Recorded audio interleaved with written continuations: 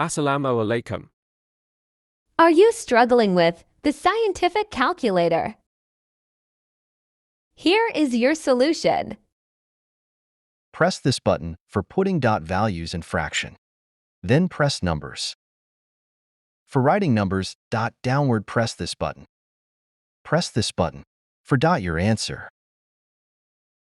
Now tip 2, if you want to solve this kind of question, You have to press this button. then press any number dot of your choice. And press this button. Your screen will look like this. Then press any of the number to add power. Repeat the same procedure.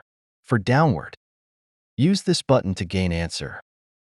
Now if you want to learn how to add power to a number, press number of your choice. I am using 5. For adding power to 5, press this button.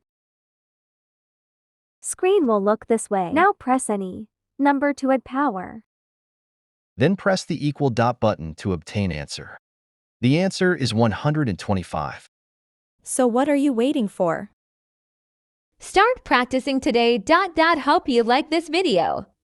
Give this video a thumbs up. Subscribe my channel. Jazakallah. Allah Hafiz.